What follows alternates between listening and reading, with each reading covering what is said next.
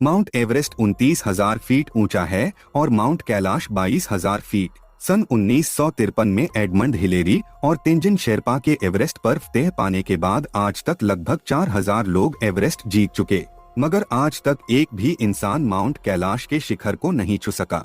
ऐसी क्या खास बात है कैलाश पर्वत में कि ऊंचाई में एवरेस्ट से छोटा होने के बाद भी इसे कोई फतेह नहीं कर पाया? कैलाश पर्वत का रहस्य ऐसा है कि कैलाश के बारे में जितने मुंह उतनी बातें। कई कहते हैं ये पहाड़ यहाँ था ही नहीं, इसे बनाया गया है। लोग ये भी कहते हैं कि ये पहाड़ खोखला है, इसके अंदर दूसरी दुनिया में जाने का रास्ता निकलता है। सन 1999 में रूस के वैज्ञानिकों की टीम 1 महीने तक माउंट कैलाश के नीचे रही और इसके आकार के बारे में शोध करती रही। वैज्ञानिकों ने कहा कि इस पहाड़ की तिकोने आकार की चोटी प्राकृतिक नहीं बल्कि एक पिरामिड है जो बर्फ से ढका रहता है। माउंट कैलाश को शिव पिरामिड के नाम से भी जाना जाता है। जो भी इस पहाड़ को चढ़ने निकला या तो मारा गया या बिना चढ़े वापस लौट आया। पूरी दुनिया ने कैलाश पर्वत को विश्व का आध्यात्मिक केंद्र माना है। हिंदू धर्म में कैलाश पर्वत को शिव का गढ़ माना जाता है।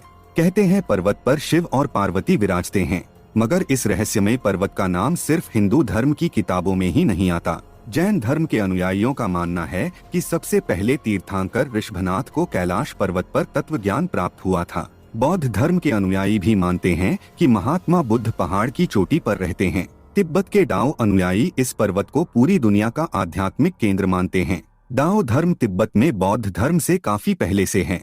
ये कोई संयोग नहीं हो सकता कि एक ही पर्वत को 4 धर्मों के केंद्र में रखा गया है। इन चारों धर्मों को मानने वाले लगभग 1.5 अरब लोग कैलाश पर्वत की महिमा जानते हैं।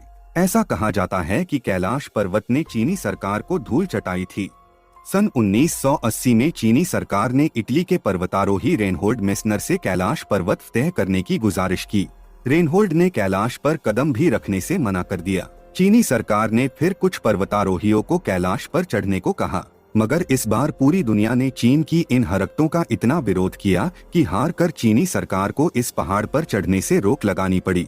सन 2007 में रूसी पर्वतारोही सर्गे सिस्टिकोव ने अपनी टीम के साथ माउंट कैलाश पर चढ़ने की कोशिश की। सर्गे ने अपना खुद का अनुभव बताते हुए कहा, कुछ दूर चढ़ने पर मेरी और पूरी टीम के सिर में भयंकर दर्द होने लगा। फिर हमारे पैरों ने जवाब दे दिया। मेरे जबड़े की मांसपेशियां खींचने लगी और जीभ जम गई। मुंह से आवाज निकलना बंद हो गई। चढ़ते हुए मुझे महसूस हुआ कि मैं इस पर्वत पर चढ़ने लायक नहीं हूँ। मैं फौरन मुड़कर उतरने लगा, तब जाकर मुझे आराम मिला। उसके बाद कर्नल विल्सन ने भी कैलाश चढ़ने की कोशिश की थी। बताते हैं, जैसे ही मुझे शिखर तक पहुँचने का थोड़ा बहुत रास्ता दिखता कि बर्फबारी शुरू हो जाती और हर बार मुझे बेस कैंप लौटना पड़ता। कहते हैं जो भी इस पहाड़ पर चढ़ने की कोशिश करता है वो आगे नहीं चढ़ पाता, उसका हृदय परिवर्तन हो जाता है।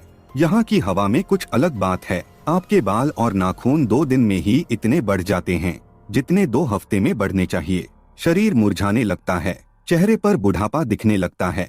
कैलाश पर चढ़ना कोई खेल नहीं। 29,000 फीट ऊंचा होने के बाद भी एवरेस्ट पर चढ़ना तकनीकी रूप से आसान है, मगर कैलाश पर्वत पर चढ़ने का कोई रास्ता नहीं है। चारों ओर खड़ी चट्टानों और हिमखंडों से बने कैलाश पर्वत तक पहुंचने का कोई रास्ता ही नहीं है। ऐसी मुश्किल चट्टानें चढ़ने में बड़े से बड़ा पर्वतारोही भी घुटने टेक दे।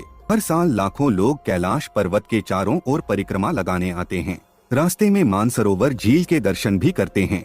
लेकिन एक बात आज तक रहस्य बनी हुई है, अगर ये पहाड़ इतना जाना जाता है तो आज तक इस पर कोई चढ़ाई क्यों नहीं कर पाया?